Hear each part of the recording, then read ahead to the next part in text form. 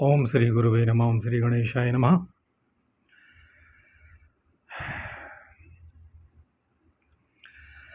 जन्मेजय ने पूछा, तपोधन, हमारे पूर्वज महाराज ययाति ने जो प्रजापति से 10वीं पीढ़ी में उत्पन्न हुए थे, शुक्राचार्य की अत्यंत दुर्लभ पुत्री देवयानी को पत्नी रूप में कैसे प्राप्त किया?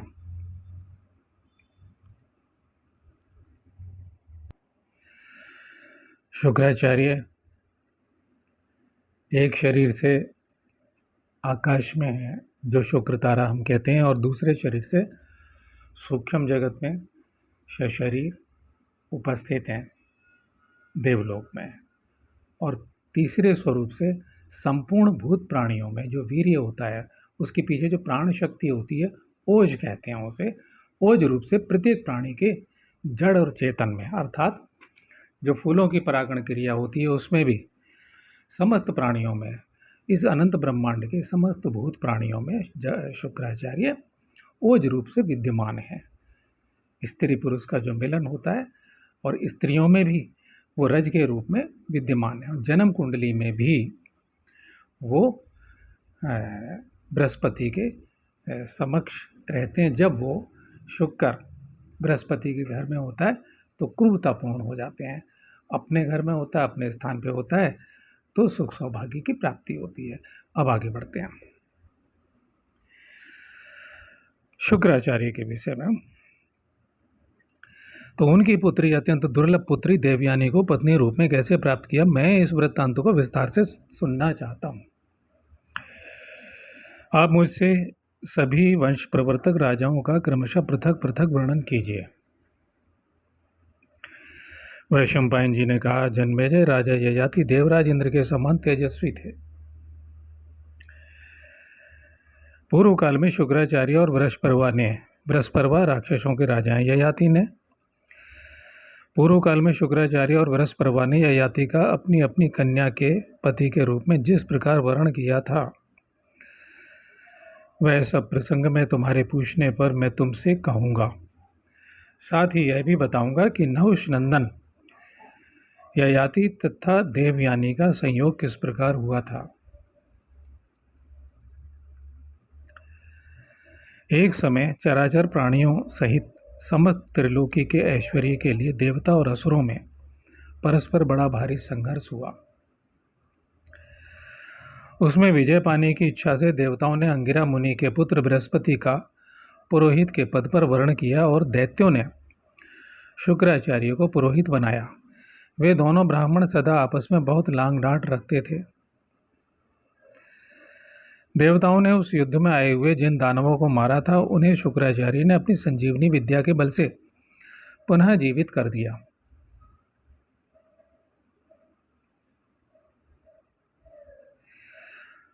अतः वे पुनः उठकर देवताओं से युद्ध करने लगे। परंतु असुरों ने युद्ध मुहाने पर जिन देवताओं को मारा था, उन्हें उदार बुद्धि बृहस्पति जीवित न कर सके, क्योंकि शक्तिशाली शुक्राचार्य जिस संजीवनी विद्या को जानते थे, उसका ज्ञान बृहस्पति को नहीं था। इससे देवताओं को बड़ा विषाद हुआ। इससे देवता शुक्राचार्य के भय से उद्विग्न हो उठे, और उस समय बृहस्पति के ज्येष्ठ पुत्र कच्छ के पास जाकर बोले, ब्रह्मन, हम आपके सेवक हैं, आप हमें अपनाइए और हमारी उत्तम सहायता कीजिए। अमित तेजस्वी ब्राह्मण शुक्राचार्य के पास जो मृत संजीवनी विद्या है, उसे शीघ्र सीखकर यहाँ ले आइए। इससे आप हम देवताओं के साथ यज्ञ में भाग प्राप्त कर लेंगे। राजा बृहस्पति के समीप आपको विप्रवर शुक्राचार्य का दर्शन हो सकता है।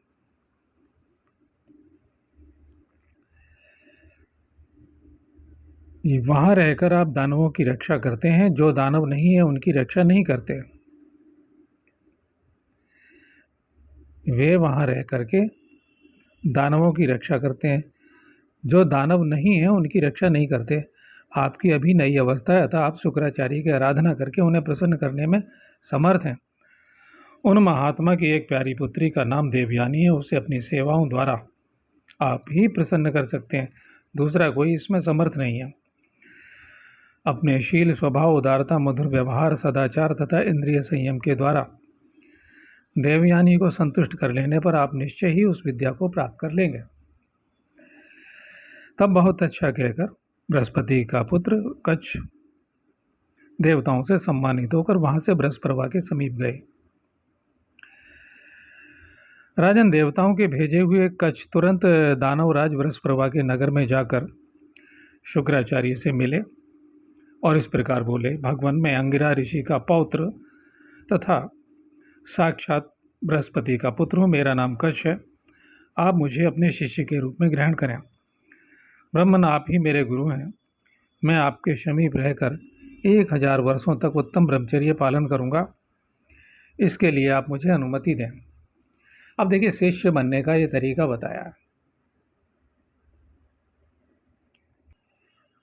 और श्रोताओं, इससे पहले जहाँ से ये महाभारत कथा, असली संपूर्ण महाभारत कथा प्रारंभ हुई है, 3 गुरु भक्त शिष्यों के बारे में सुन चुके हैं। उनमें से एक शिष्य ने बिना पढ़े, बिना लिखे, बिना कुछ, केवल गुरु सेवा से, यानी उसने कोई विद्या अध्ययन नहीं किया, केवल गुरु के वरदान से उसे समस्त वेद शास्त्रों का ज्ञान हो गया, योग शक्तियों की प्राप्ति हो गई। केवल कोरा ज्ञान नहीं, शास्त्रों में जिन योग शक्तियों का परम परमात्मा में उसने प्रवेश कर लिया, क्योंकि बिना शक्ति के ज्ञान खाली शब्द ज्ञान है, किताब में लिखे हुए के समान। तो यहाँ भी है, लेकिन आजकल लोग जाते हैं और एक चर्चा में विषय है कि एक व्यर्थ का उदाहरण है कि विवेकानंद जाते हैं रामकृष्ण परमहंस के पास में और कहते हैं कि मुझे ईश्वर का अभी दर्शन करा सकते हो। लोग इसे मानदंड मान लेते हैं। ये बकवास है। मन से वर्ण होता है, हमारी आत्मा जवाब देती है। 2 बातें होंगी, या तो यह व्यक्ति वैसा निकलेगा या वैसा नहीं निकलेगा जो आप समझ रहे थे। यदि वो वैसा नहीं निकला, यदि उसके अंदर कोई योग शक्ति नहीं है, ब्रह्म विद्या का उसे ज्ञान नहीं है, ईश्वरीय शक्ति आप में प्रवेश नहीं होती है, तो आप उसे छोड़ दोगे, अगले गुरु की तलाश करोगे। आगे बढ़ते हैं।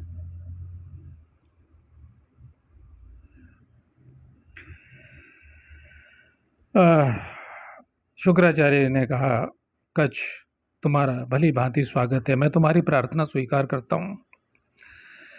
तुम मेरे लिए आदर के पात्र हुआ था, मैं तुम्हारा सम्मान एवं सत्कार करूँगा। तुम्हारे आदर सत्कार से मेरे द्वारा बृहस्पति का आदर सत्कार होगा। क्या बात है।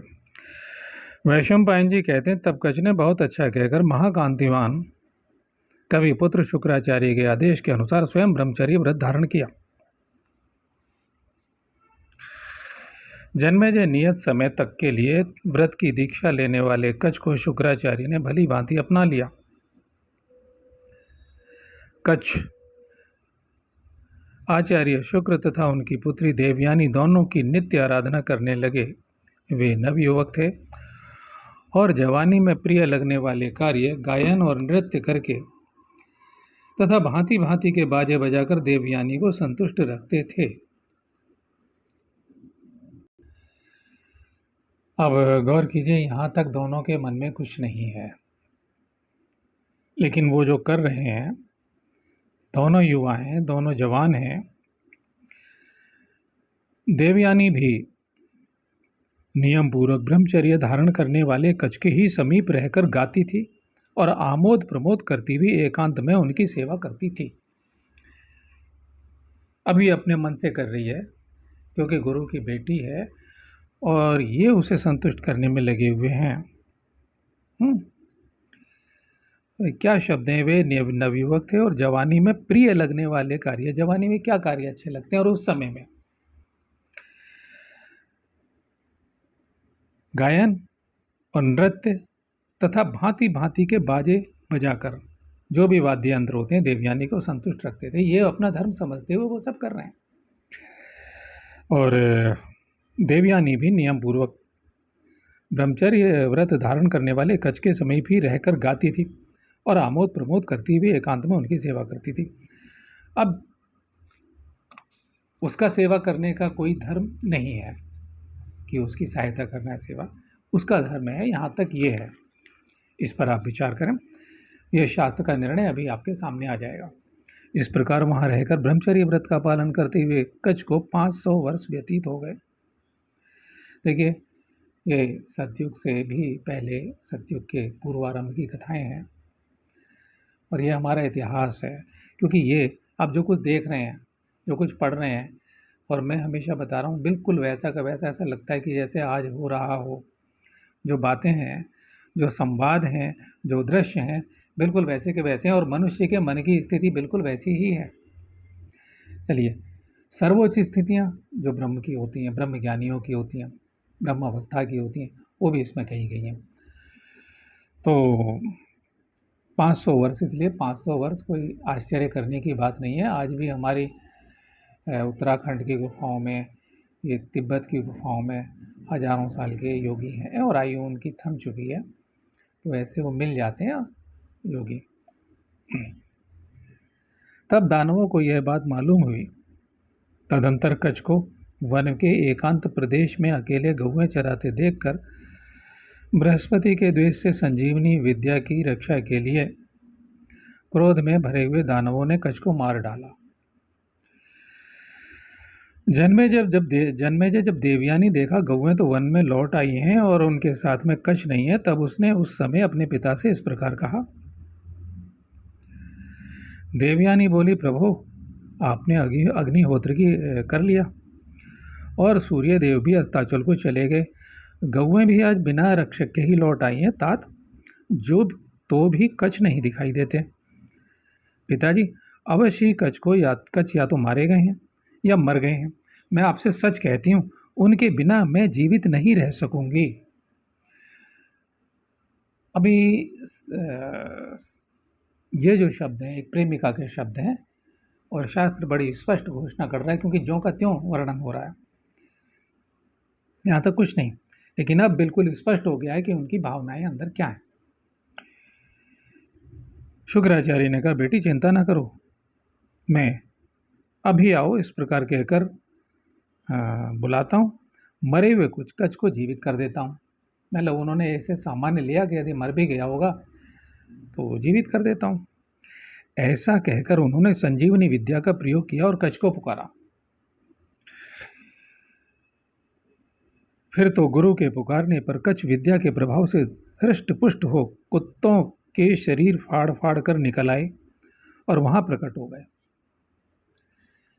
मैं फिर से कहता हूँ, आश्चर्य मत कीजिए, क्योंकि पतंजलि अणिमा लघिमा गरिमा अष्ट सिद्धियों की बात करते हैं और अभी मैंने जो मेरा दूसरा चैनल है, मैंने अभी उस पर ऐसे तमाम लोगों के जो अभी ये 70-80 साल तक पहले जीवित रहे हैं, जिनकी योग शक्तियाँ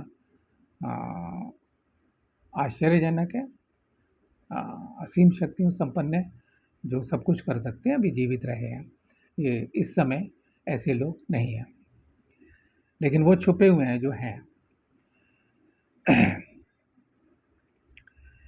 फिर तो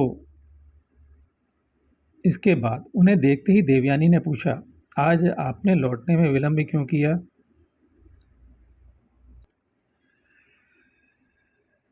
इस प्रकार पूछने पर कच्छ ने शुक्राचार्य की कन्या से कहा, भामिनी, मैं समिधा, कुश आदि और काष्ठ का भार लेकर आ रहा था। रास्ते में थकावट और भार से पीड़ित होकर एक वट वृक्ष के नीचे ठहर गया। साथ ही सारी गौएं भी उसी वृक्ष की छाया में आकर विश्राम करने लगीं। वहां मुझे देखकर असुर ने पूछा, तुम कौन हो? मैंने कहा, मेरा नाम कच्छ है, मैं बृहस्पति का पुत्र हूँ। बस मेरे इतना कहते ही दानवों ने मुझे मार डाला और मेरे शरीर को चूर्ण करके कुत्तों शियारों को बांट दिया। फिर वे सुखपूर्वक अपने घर चले गए। भद्रे, फिर महात्मा भार्गव ने जब विद्या का प्रयोग किया करके मुझे बुलाया, तब किसी प्रकार से पूर्ण जीवन लाभ करके यहाँ मैं तुम्हारे पास आ गया हूँ।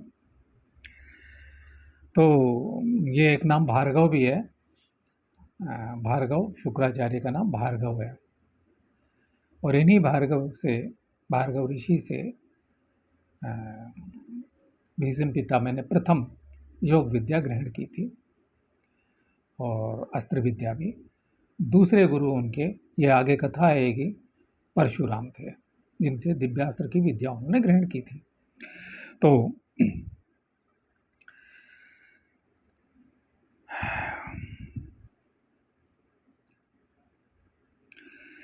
इस प्रकार ब्राह्मण कन्या के पूछने पर कच्छ ने उससे अपने मारे जाने की बात बताई। तदंतर पुनः देवयानी ने एक दिन अकस्मात कच्छ को फूल लाने के लिए कहा। विप्रवर कच्छ इसके लिए वन में गए। वहां दानवों ने उन्हें देख लिया और फिर उन्हें पीसकर समुद्र के जल में घोल दिया। जब उसके लौटने में विलंब हुआ तब आचार्य कन्या ने पिता से पुनः यही बात बताई। विप्रवर शुक्राचार्य ने कच्छ का पुनः संजीवनी विद्या द्वारा आवाहन किया। इस प्रकार इससे बृहस्पति पुत्र कच्छ पुनः वहां आ पहुंचे और उनके साथ असुरों ने जो बर्ताव किया था वो उन्हें बता दिया। तो मेरे प्रिय श्रोताओं, आज के लिए इतना ही। ओम तत्सत।